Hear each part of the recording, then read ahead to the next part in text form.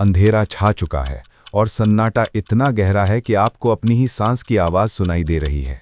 1971 की एक ठंडी सुबह जब पेरन परिवार रोड आयरन के एक पुराने फार्म हाउस में शिफ्ट हुआ, उन्हें एहसास नहीं था कि मौत उनका इंतज़ार कर रही है। रॉजर और कैरोलिन ने अपने 5 बच्चों के साथ इस घर को एक नया शुरुआत समझा था, लेकिन दीवारों के पीछे कुछ भयानक सांस ले रहा था।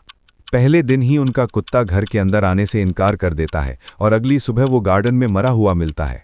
घर के अंदर एक अजीब सी सड़ी हुई मिट्टी और मौत की बू फैलने लगती है जो किसी नरक के दरवाजे खुलने का इशारा थी। रात के ठीक 3:07 पर घर की सारी घड़ियां रुक जाती हैं और एक गहरी खामोशी चारों तरफ फैल जाती है।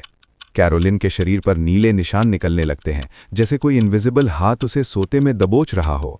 बच्चे शिकायत करते हैं कि उनके पैरों को कोई बेड से नीचे खींच रहा है, लेकिन अंधेरे में कोई दिखाई नहीं देता। छोटी बच्ची को एक पुराना म्यूजिक बॉक्स मिलता है, जिसके आईने में उसे एक भटकती हुई रूह का चेहरा नजर आता है। दरवाजे अपने आप खुलने और बंद होने लगते हैं और सीढ़ियों से भारी कदमों की आवाज़ आने लगती है। जब हालात काबू से बाहर हो गए तो मशहूर पैरानॉर्मल इन्वेस्टिगेटर्स एड और लोरेन वॉरेन को बुलाया गया। लोरेन ने घर में कदम रखते ही महसूस किया कि वहां सिर्फ एक भूत नहीं बल्कि एक सदियों पुराना शराब बसता है। रिसर्च से पता चला कि 19th सेंचुरी में यहाँ बातशीबा शर्मन नाम की एक औरत रहती थी जो एक भेड़िया थी या शायद शैतान की पुजारिन। उसने अपने ही बच्चे की बलि दी थी और मरने से पहले इस जमीन पर रहने वाले हर इंसान को श्राप दिया था। वॉरेन दंपत्ति ने बताया कि ये मामला सिर्फ भटकती रूह का नहीं है बल्कि एक डिमोनिक पोजेशन का है जो परिवार को खत्म करना चाहता है। बातशीबा की रूह कैरोलिन के अंदर दाखिल होने की कोशिश कर रही थी ताकि वो माँ के हाथ से ही उसके बच्चों का कत्ल करवा सके। घर के बेसमेंट में छुपी एक पुरानी गुड़िया और एक टूटे हुए आईने ने शैतान को और भी ताकतवर बना दिया था। एक रात कैरोलिन की आंखें बिल्कुल काली हो गईं और उसने अपनी ही बेटी पर हमला कर दिया। उसकी आवाज़ किसी जानवर जैसी भारी हो गई थी।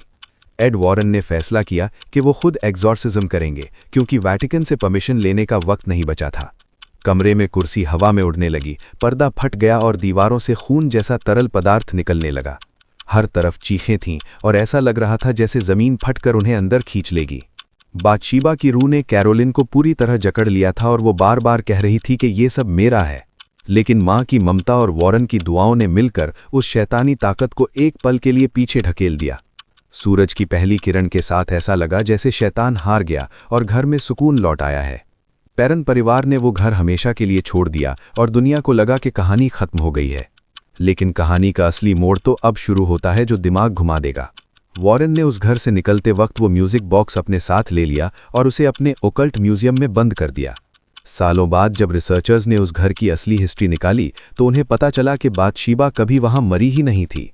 असल में बातशीबा शर्मन की मौत बुढ़ापे में हुई थी और उसका रिकॉर्ड चर्च में मौजूद है। तो फिर वो चीज़ क्या थी जो कैरोलिन को मार रही थी और बच्चों को डरा रही थी? सच्चाई ये है कि वो कोई इंसानी रूह थी ही नहीं बल्कि एक एंशिएंट एंटिटी थी जो बातशीबा का रूप धारकर मज़े ले रही थी। आज भी वो फार्म हाउस वहाँ मौजूद है और नए रहने वाले कहते हैं कि 3:07 पर आज भी घड़ियाँ रुक जाती हैं। ट्विस्ट ये है कि वॉरेन ने उस शैतान को भगाया नहीं था बल्कि उसे सिर्फ एक नई जगह दी थी, वो म्यूजिक बॉक्स। और वो म्यूजिक बॉक्स आज भी वॉरेन के म्यूजियम में रखा है, जिसके आईने में अगर आप गौर से देखें तो आपको पीछे खड़ी बातशीबा नहीं बल्कि वो शैतान दिखेगा जो अब अगले शिकार के लिए आपके घर का पता ढूंढ रहा है।